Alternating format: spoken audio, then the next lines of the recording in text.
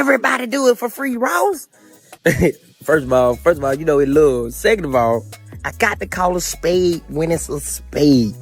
I really didn't know it was a big deal when I didn't finish that interview. 85 South, they're my little homies, so this is what I need y'all to do. Hit the homies up and let them know Rose will finish the interview. Now I feel disrespect. Right. You feel what I'm saying? Because it's like, damn, that guy's a man, my nigga. Come on. Don't say money. The podcast walkout, those secret foam-filled parties, the all-white dress codes. Suddenly it all looks way louder than before. It's like the puzzle piece is finally locked in, and people can't unsee it anymore. And when you go back and remember Jonathan Ty's intense 2018 claims about Ross and Sean running those secret rituals, everything jumps from mild internet drama to something way more complicated and way more chaotic. So Ross firing back now? That's just the newest twist in a saga that's been bubbling right under the surface while everyone pretended it was no big deal. But let's rewind to the moment that had the whole internet losing their minds. The second officer, Ricky, got up and dipped out of the 85 South show like he had somewhere more important to be. As you know, the show is DC Young Fly, Carlos Miller, and Chico Bean, and they always keep it real. But that day, the vibe flipped fast. 1 minute, everything was chill. The next minute, Ross was sliding out the door, and people still debate what really pushed him to leave like that. DC Young Fly, Carlos Miller, and Chico Bean are straight-up legends when it comes to comedy and hip-hop commentary, and the vibe was smooth when Ross first pulled up. He came in cool, laughing, cracking jokes, talking music, life, the grind. Everything felt solid. Ross looked unbothered, confident, untouchable, until the weirdest switch-up happened. Out of nowhere, Ross stood up, mumbled something about taking off his jacket and hitting the bathroom, and then pulled a whole disappearing act like he was performing magic on live camera. No warning, no, give me a minute, nothing, just poof! Ross dipped from the set like he got an emergency phone call from the universe. DC Young Fly sat there blinking, looking stunned and low-key, stung by how it went down. Carlos and Chico were staring around the room like, hold up, he really gone? The entire vibe flipped in seconds. What was comedy a moment ago turned into straight-up awkward silence, and then the reactions started rolling in. DC Young Fly didn't sugarcoat anything. He called Ross and his exit straight-up disrespectful. This wasn't some random podcast begging for attention. 85 South helped build the culture, put on artists, pushed hip-hop conversations forward, and gave folks like Ross a genuine space to talk to the people who actually support them. Ross walking out mid-interview felt like a wild slap to the face, and social media wasted no time catching the moment. Clips spread everywhere, debates popped up, memes started flying, and suddenly the whole scene was chiming in with their own theory about why Ross vanished like that.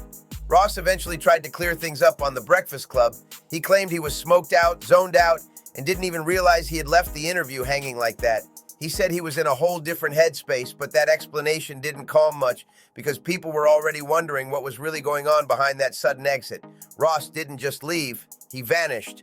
Then he doubled back later, calling DC and the whole crew his little homies, saying he had love for them and swearing he didn't mean any disrespect. But here's where things took a sharp turn. And Ross, we say good buddies, okay? They're gay. Who? Both. Eddie and Ross and Kevin, they're all gay. Just hours after walking out on 85 South, Ross shows up sitting comfortably on a nearly 2-hour interview with a big white-owned podcast, answering every single question with zero hesitation. Suddenly, the whole situation started looking very different. DC Young Fly saw that and wasted no time calling it out. He basically asked, how you got all the time in the world for them, but you can't sit with your own people for more than a few minutes? That question shook the whole internet. Folks who were defending Ross at first started side-eyeing hard. Ricky's story about having a mental lapse wasn't hitting the same once people saw him chilling somewhere else like nothing happened. And you already know, when the narrative gets messy, the team steps in. Ross's people jumped in quick talking about scheduling conflicts, flights, timing issues, all these convenient excuses suddenly popping up. But DC and the 85 South crew were not buying any of it. That walkout stopped being just a funny clip. It turned into a deeper conversation about respect, loyalty, and those quiet little power plays that happen behind the scenes in hip-hop. People weren't just laughing anymore. They were questioning why a major name like Ross would treat a homegrown platform like that, especially a platform that's been showing him real love since forever. And here's the wild part. When you look back at the interview, you can literally see the pattern forming. The laughs, the jokes, the relaxed vibe, it all built up the perfect setup before that sudden ghosting. The switch-up felt way bigger than just awkward. It was like the energy in the room snapped instantly. Even viewers at home said the whole vibe shifted, and they couldn't explain why at the time. The whole moment turned into something way deeper than anyone expected. DC's reaction, Ross slipping out the door, the air thick with unanswered questions, all of it started feeling way bigger than just an awkward moment on a comedy show. Once people stepped back and connected the dots, that walkout hit totally different. Ross's behavior, the timing, the shift in energy, plus the way DC broke it down later, it all felt like pieces of a story that had been building quietly in the background, just waiting to explode. And things did explode once DC dropped those blurred party clips and certain receipts started floating around online. This is where the real heat kicked in. After Ross ghosted the set, DC Young Fly fired a shot straight at the situation, saying, "I came for free. Don't worry about the analytics." That alone exposed something serious, because Ross had clearly been downplaying the time, the effort, and the massive influence the 85 South show brings to the culture. DC wasn't having that, and he made it known that 85 South isn't just some random hangout. It's a platform that's been standing tall for the culture. And the thing is, Ross wasn't even close to the biggest name to sit on that couch. T.I., Snoop Dogg, Boozy, Busta Rhymes, they all pulled up for free.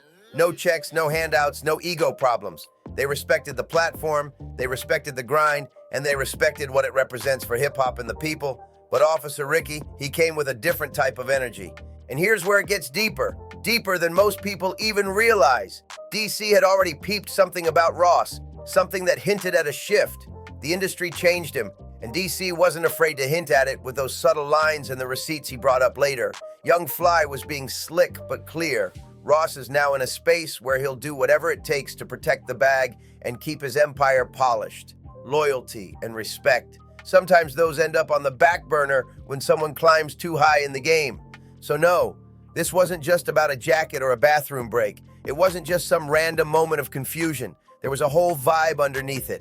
A vibe DC had already noticed, a vibe that made that walkout hit way different once more pieces started sprinkling onto the internet. Let me know when you're ready for the next piece, and stay locked in because this story only gets wilder. This whole situation goes way beyond someone walking off a podcast. It's about how the industry twists people up once they reach a certain level.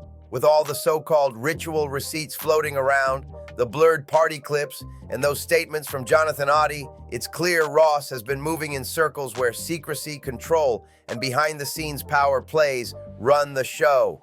DC didn't just expose disrespect. He cracked open a conversation about the deeper stuff happening in hip-hop when the cameras aren't rolling. And here's where it gets really wild. DC didn't stop at calling Ross out. He dropped a blurred clip that sent the internet into a frenzy. And this wasn't some cute little pool party either. It looked like an all-white, foam-soaked private event at Ross's estate, and the rules were straight up strict. NDAs flying left and right, no foam in certain areas, firm dress code, and zero recording allowed. One wrong move with a phone and you were out of there. The whole setup screamed secrecy. People started asking, what kind of party needs that much control? Because the energy didn't match a normal celebration. It felt like something way more curated, way more locked down, like only certain people were supposed to see what was happening. But the timing, that's what made everyone's antennas shoot up. Ross had just promoted another big public pool party, hyping it up for the fans like everything was normal. Then out of nowhere, DC drops this blurred, mysterious clip right after. That timing wasn't random. It felt pointed, almost like DC was saying, don't let the promo fool you. There's more happening behind the scenes. So now folks are asking, why now? Why drop this clip right after Ross flexed another event? What message was DC trying to send? Ready for the next piece when you are. This story keeps getting louder. When you really start connecting the dots, it becomes clear this wasn't just some fancy party. It was something way deeper. The secrecy, the NDAs, the strict no phone policy, the all-white dress code, all of it points toward exclusive circles, closed-door routines, and elite industry dynamics that regular fans never get close to. These might have been celebrity parties, but the vibe around them hinted at something more controlled, more structured, almost ritual-like. And that's exactly what DC Young Fly was trying to shine a light on. This wasn't about one night of fun at a mansion. It was a small glimpse into a world where influence, power, and private agreements take center stage. Suddenly, Ross's walkout wasn't just a goofy moment anymore. It made people wonder what he's really protecting and how far someone in his position will go to keep certain things under wraps. And honestly, for some folks, none of this felt shocking because this isn't the first time these whispers popped up. Remember when Jonathan ODDI tried to sound the alarm? He wasn't known for calm behavior. He went viral in 2018 after storming the Trump National Doral and letting off shots, causing total chaos. But what made him relevant to this conversation wasn't the stunt. It was what he said afterward. ODDI started dropping claims that had people staring at their screens like, wait, what?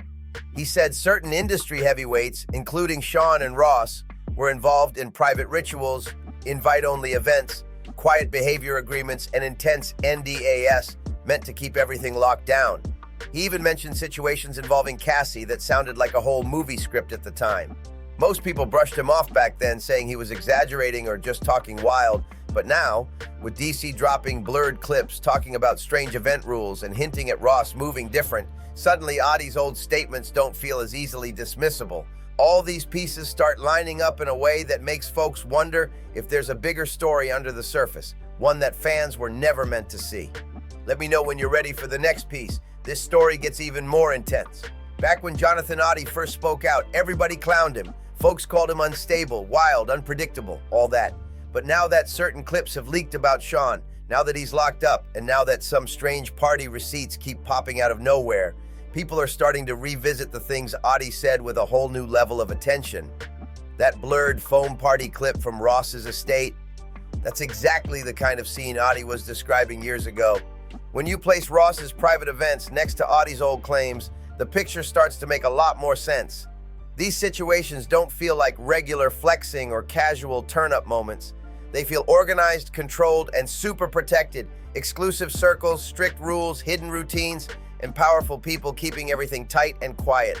And Ross, he's clearly playing that industry game, keeping his empire protected and moving in a way that keeps outsiders guessing. No wonder people say this whole situation feels like a witch hunt. It stopped being a joke the second those clips hit the internet. And if you zoom out and look at the bigger scene, Ross and Sean been connected for years, and not just through music. They've shared collabs, endorsements, appearances at high-profile events, and plenty of moments where the industry stopped what it was doing just to see what they were up to. But some of those events always had this mysterious vibe behind them, like they were polished on the outside, but locked down on the inside. Just look at the type of party DC leaked, the all-white dress code, NDAs everywhere, no phones allowed at all, foam everywhere, and rules stacked like it was some exclusive gathering only a handful of people were allowed to witness. Only certain folks could get in, and whatever went down inside was controlled to the last detail. When you watch those blurred clips, you can't help but pause, because the people in them move real strange, like they're part of something they're not supposed to talk about. It raises all kinds of questions, and each detail makes folks more curious about what's really happening behind those gates. And then you add ODDI's claims on top of that, and suddenly this whole situation starts getting way more suspicious. Ready for piece 8 whenever you are. This story just keeps expanding. Jonathan ODDI talked about secret routines, NDAS, tight contracts, and controlled environments involving Sean and Ross. At first, everybody brushed him off. Folks said he was exaggerating or just talking wild. But now, with clips like DC's blurred foam party footage floating around, his old story suddenly fits into a much bigger picture. It's like the puzzle pieces that didn't make sense years ago are finally sliding into place. And with that happening, the real fallout hits center stage. Sean, the mogul, the face of Bad Boy, the man who built an entire era of hip-hop, ended up facing some heavy consequences after everything that came out from behind the scenes. This year, he had to show up in federal court in New York dealing with charges tied to trafficking and related violations. After months of nonstop headlines, statements, and legal drama, he walked out not guilty on some major charges like racketeering conspiracy, but the court still hit him guilty on 2 counts tied to transportation for unlawful purposes under the Mann Act. That's extremely serious. And Sean didn't get bail either. Because of past history involving violent behavior, the judge denied his release, so he went straight into pre-trial detention. Then, when sentencing dropped on October 3rd, 2025, it shocked the whole industry.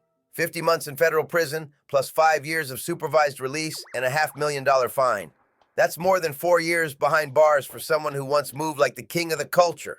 Inside, he's already had some issues adjusting. Reports say he's in the RDAP rehab program and working in the chapel. But no matter what he's doing inside, the reality is impossible to ignore. This is one of the biggest falls from power the music world has ever seen. And these charges didn't just appear out of thin air. Statements from Cassie and another woman, along with claims connected to the Combs business circle, painted a disturbing picture of manipulation, intimidation, and exploitation. People who once kept quiet started speaking, and that changed everything for Sean World. Now, when you put all this next to the blurred parties, the NDAs, the private events, the silent rules, and the claims ODDI made years ago, the story starts feeling bigger than one person, bigger than one case, and bigger than one rumor. Whenever you're ready, drop the next piece. This story gets even messier. Even though Sean admitted to certain behaviors, the conviction proved the system held him accountable for some extremely serious crimes. This stops being just another scandal the minute a judge signs off on real punishment. These are legal consequences that stretch far into the future and leave a permanent mark on his career, his reputation, and everything tied to his name. And this is exactly where things start looping back to Ross, because Ross and Sean moved in the same circles for years. All the secrecy, the NDAs, the invite-only events, the blurred clips, everything people been whispering about suddenly feels way more important. If federal investigators decide to zoom in on Ross the same way they did with Sean, it wouldn't take much for him to get pulled into the same storm. Fans are already talking about it heavy online. Folks are asking, if Sean's empire can crumble under scrutiny, could Ross be next? The energy around Ross has shifted. People are watching him with real caution now. The message behind all this is loud and clear. Even the biggest names in the game aren't untouchable. All those private events, closed-door moves, and behind-the-scenes agreements, they can resurface years later, and once they do, the fallout hits hard. Sean's situation is basically a warning shot for anybody operating in those hidden circles. Power and influence only protect you for so long before the truth gets too loud to ignore. Ross has been sharp about controlling his image and keeping his story clean, but the same rules apply to him. If certain receipts come out in full, his legacy could face a test that most fans aren't prepared for. And that's what makes the whole thing with Ross, DC Young Fly, and that blurred party clip feel way bigger than simple drama. It's not just entertainment, it's a peek into how the top tier of the industry operates, and what happens when the game finally spins back around on you. And the truth is, secretive celebrity events have been part of the entertainment world forever. The difference now is that the curtain is starting to lift. And once the public gets even a small look, they want answers. Ready when you are for the next piece? This story is only getting more explosive. Hollywood and the music world been doing invite-only, NDA-heavy, no-phone events for years. That's nothing new. That's just how the elite network make deals and keep certain conversations off the grid. But here's the real twist. When names like Rick Ross and Sean throw these kinds of gatherings, the stakes shoot way higher. These aren't some quiet, tucked-away functions. These are top-tier, A-list events filled with power players, business moves, and cultural influence packed into one room. And one slip, one clip, one leaked moment, it can go viral in seconds and flip the whole narrative. Look at that blurred foam party clip DC Young Fly dropped. NDAs everywhere, all white outfits, no phones, strict rules from the moment you walk in. The whole thing screams a tightly controlled environment. Fans didn't treat it like a simple party video either. They went full detective mode, freeze framing every second, checking guest bracelets, scanning body language, trying to figure out who was there and what was really going on behind all that foam and secrecy. People weren't just watching a party. They were trying to peel back a curtain and see what kind of hidden world Ross and Sean operate in. And that right there is the biggest issue in this game. When you mix secrecy with superstar names, people automatically start asking questions. Because once trust cracks even a little, suspicion spreads fast. Just look at Sean. He's living proof of what happens when the spotlight hits the wrong side of elite circles. Federal prison time, backlash from every corner, legal heat stacked on top of more legal heat. It's a reminder that once certain lines get crossed, consequences don't care how famous you are. These high-profile events might look glamorous, but when the mask slips, the fallout is real, and it hits hard. If you want the full story stitched together or want an intro, outro for the whole script, just say the word. And don't forget to subscribe to Juicy Reel to keep the drama flowing.